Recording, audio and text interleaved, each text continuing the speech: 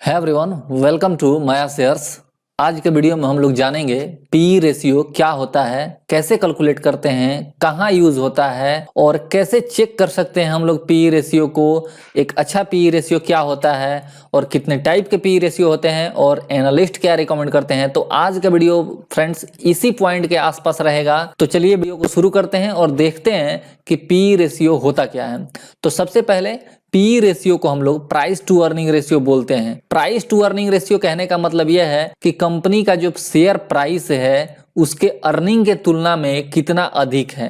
कहने का अर्थ यह हुआ फ्रेंड्स कि जो कंपनी का शेयर प्राइस है, जैसे मान लेते हैं कि जो अभी टाटा पावर है, सपोज कि टाटा पावर का जो शेयर प्राइस है वो 234 है, तो कंपनी जो अर्न कर रही है, चाहे वो 1000 रुपये अर्न कर रही हो मान लेते हैं, तो इसकी तुलना में ये टाटा पावर का जो शेयर प्राइस है वो कितना अधिक है, इस बात को हमें बताता है पीई रेशियो, यानी प्राइस टू अर्निंग रेशियो है ये, जो बताएगा कि कंपनी का शेयर प्राइस उसके अर्निंग के रिस्पेक्ट में कितना अधिक है।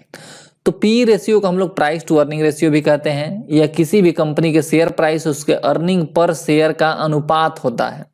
अर्निंग पर शेयर आप कंफ्यूज हो गए होंगे कि ये अर्निंग पर शेयर क्या होता है। अर्निंग पर शेयर यानी ईपीएस। अब यहाँ पे आप देख रहे होंगे पर शेयर यानी एक शेयर पे कंपनी कितनी अर्न कर रही है उसे बोलते हैं ईपीएस। आपको नेक्स्ट स्लाइड में डिफिनेशन मिल जाएगा ईपीएस का, यहाँ पे दिया हुआ है, देखिए आप ध्यान से। अर्निंग पर शेयर क्या है? किसी भी कंपनी के अर्निंग्स को कंपनी के कुल शेयरों से जब भाग दे दिया जाता है तो जो राशि हमें प्राप्त होती है उसे हम लोग अर्निंग पर शेयर कहते हैं। सपोज कीजिए कि एक कंपनी है जिसका जो है वो अर्निंग है 500 रुपये का, मान लिया 500 रुपये का अर्निंग है और कंपनी के पास कुल शेयरों की जो संख्या है वो है 100। तो ऐसे में कंपनी का जो ईपीएस निकल करके आएगा फ्रेंड्स, ईपीएस क्या निकल करके आएगा? 5। इट्स सो इजी, आप इसको आसानी से कैलकुलेट कर सकते हैं किसी भी कंपनी के ईपीएस को। ईपीएस कैलकुलेट करने के लिए you don't have to do anything, just find out the earnings. Company का अर्निंग निकाल लेना है दोस्तों और अर्निंग को डिवाइड कर देना है उसके टोटल नंबर ऑफ शेयर से, तो आपको जो वैल्यू मिलेगी ईपीएस मिल जाएगा। जब हमें ईपीएस मिल जाता है तो इसी ईपीएस से हमें क्या करना है? कंपनी के शेयर प्राइस को डिवाइड कर देना है ईपीएस से, हमें मिल जाएगा पीई यानी price to earning ratio. Friends I think कि आपको ये कैलकुलेशन समझ में आ गया होगा। तो यहाँ पे आप देख रहे होंगे कि पी रेशियो कैसे कैलकुलेट करें, उसको लेकर के एक फार्मूला दिया हुआ है। पी रेशियो का फार्मूला है ये, P ratio is equal to होता है share price divided by earning per share. You can easily calculate it. किसी भी कंपनी का शेयर प्राइस आप फाइंड आउट कीजिए, वो आपको किसी भी वेबसाइट के थ्रू मिल जाएगा और उसको अर्निंग पर शेयर से डिवाइड कर दीजिए, आपको पी रेशियो का वैल्यू प्राप्त हो जाएगा। अब समस्या है कि फ्रेंड्स क्या इतने सारे कैलकुलेशन हमें करने की आवश्यकता है क्या? तो बिल्कुल नहीं है, क्योंकि देयर आर वेरियस वेबसाइट्स जो कि अपलोड की हुई है पी रेशियो को और वो डेली बेसिस पे पी रेशियो को अपलोड करती हैं। रीजन यह है कि पी रेशियो हमेशा बदलता रहता है। क्यों बदलता रहेगा? मान लेते हैं कंपनी की जो अर्निंग है वो तो फिक्स है कि क्वार्टरली आएगा या एनुअली आएगा, लेकिन ये जो पी रेशियो है फ्रेंड्स ये दो चीजों पे डिपेंड करता है। एक तो कंपनी का शेयर प्राइस और दूसरा उसका अर्निंग। अर्निंग तो मान लिया फिक्स है, but the share price change daily on daily basis. तो शेयर प्राइस फ्रेंड्स चेंज होगा तो पी रेशियो चेंज हो जाएगा। तो ऐसे में पी रेशियो बदलते रहता है, जो कि जो बहुत सारी वेबसाइट है जैसे कि मनी कंट्रोल हो गया या स्क्रीनर हो गया या टिकट एफ हो गया, ये सारे वेबसाइटें इनको अपडेट करती हैं ऑन डेली बेसिस। तो आप वहां से आप आसानी से पी रेशियो को चेक कर सकते हैं। We don't have to calculate too much. आप चाहें तो एक्सेल सीट बना सकते हैं इसके रिगार्डिंग, और एक्सेल सीट में आप आसानी से कैलकुलेशन को आप फार्मूला अप्लाई कर सकते हैं जिससे कि वो आसानी से निकलता रहेगा हमेशा पी रेशियो। ओके, तो देखते हैं एक एग्जांपल कि हम लोग पी रेशियो कैसे फाइंड आउट कर सकते हैं किसी भी कंपनी का।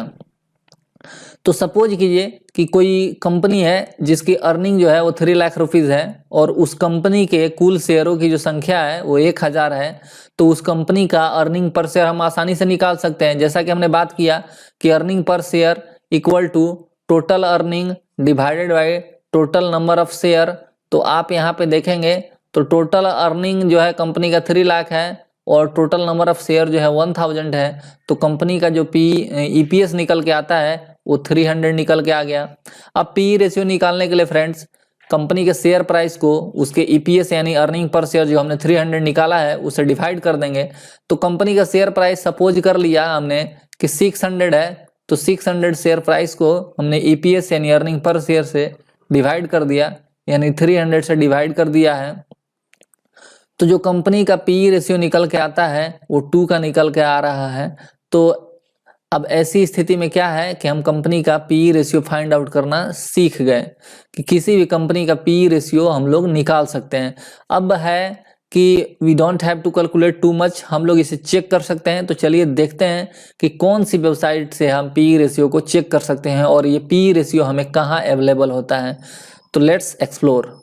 ओके फ्रेंड्स, तो हम लोग इसको अभी चेक करेंगे कि कंपनी का जो पी रेशियो हम कहाँ पे चेक कर सकते हैं। तो आप इसके लिए स्क्रीनर की वेबसाइट पे आ सकते हैं, मनी कंट्रोल की वेबसाइट पे आ सकते हैं, या आप एनएससी के वेबसाइट से इसको चेक कर सकते हैं आसानी से। इसको चेक करना बहुत ही आसान है। आप आ जाएं स्क्रीनर की वेबसाइट पे और यहाँ पे सर्च बॉक्स दिया हुआ है। इस सर्च बॉक्स में किसी भी कंपनी का आप नाम टाइप करें, उस कंपनी का आपको सारे डिटेल जो है अवेलेबल हो जाएगा। यहाँ पे आपको कंपनी का नाम टाइप करना होता है और आपको सारा डिटेल अवेलेबल हो जाता है। जैसे कि हमने टाटा पावर का नाम यहाँ पे सर्च किया हुआ है, टाटा पावर का पी रेशियो आपको दिखाई दे रहा होगा। जैसे कि टाटा पावर के केस में पी रेशियो जो है वो 42 का है। और अगर हम थोड़ा डाउन आते हैं तो आपको दिखाई देगा अदर इसके जो कंपटीटर हैं उनके साथ पी रेशियो का कंपैरिजन दिया हुआ है। आप देख सकते हैं Adani green, transmission, power grid, NTPC, JSW energy और अडानी पावर, इन सारे का पी रेशियो यहाँ पे आपको मिल जाएगा। तो इससे आपको तुलना करना बहुत ही आसान हो जाएगा कि इसका किस कंपनी का जो है वो पी रेशियो अधिक है और किस कंपनी का पी रेशियो कम है। अगर मैं बात करूँ कि मनी कंट्रोल पे आपको कहाँ ये डेटा अवेलेबल है, तो आप मनी कंट्रोल पे जब आएंगे तो मनी कंट्रोल के केस में भी हमने टाटा पावर को ही सर्च किया हुआ है ताकि आपको समझना आसान हो। तो जैसे कि फ्रेंड्स मैं आपको यहाँ पे एक कंपनी आपको सर्च करना है सर्च बॉक्स में, और आप जब उसमें नीचे आएंगे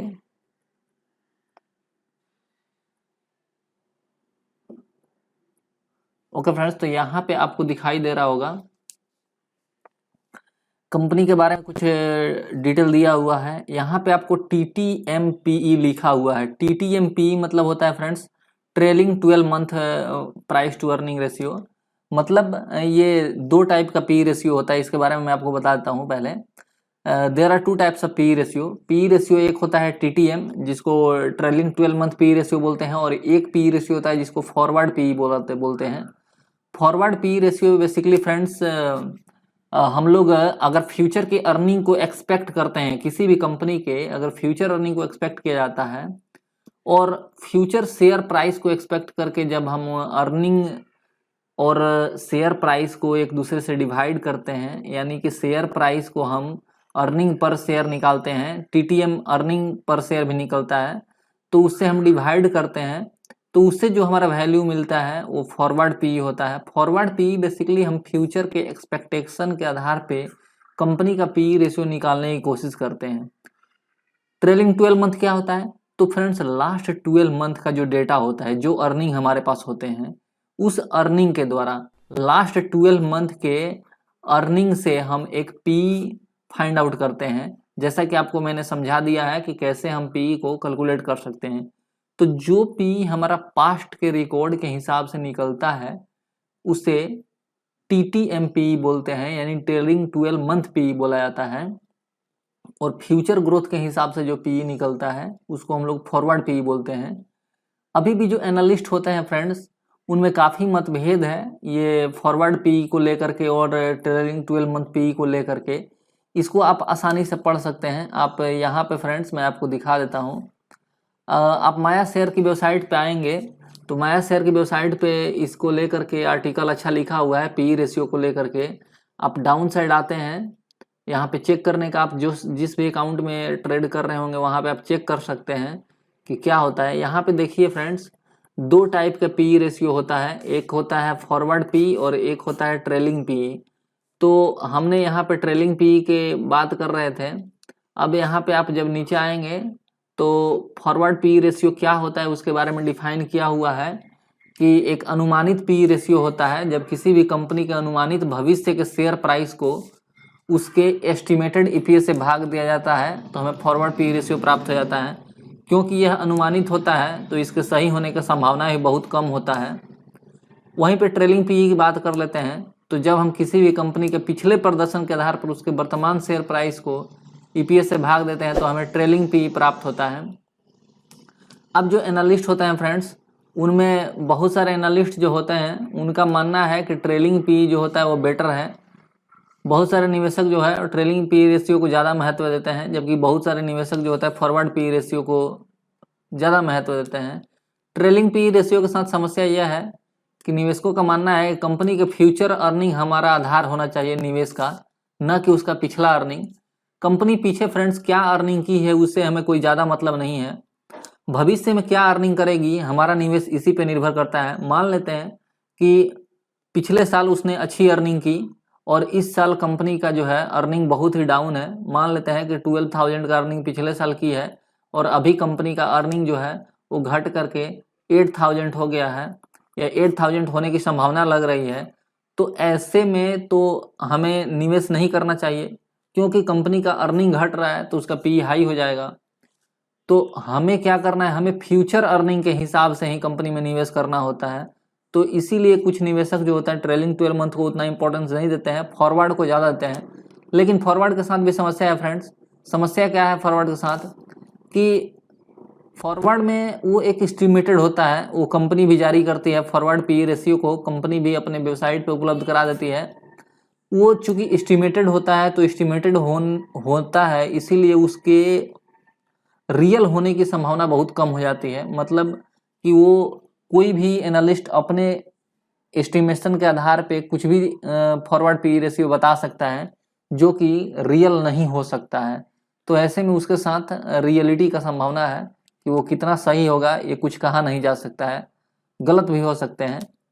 तो ये दो टाइप के पी रेशियो होते हैं, आपको हमने चेक करना बता दिया। अब कोई भी पी रेशियो है वो कितना पी रेशियो एक अच्छा पी रेशियो माना जाता है, इस विषय में बात कर लेते हैं।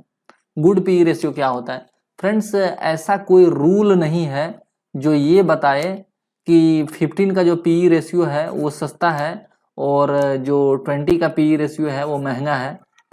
ऐसा कोई बेस लाइन नहीं है कि इस बेस लाइन के इस साइड वाले सारे पी रेशियो महंगे और इधर सस्ते, ऐसा कुछ भी नहीं है।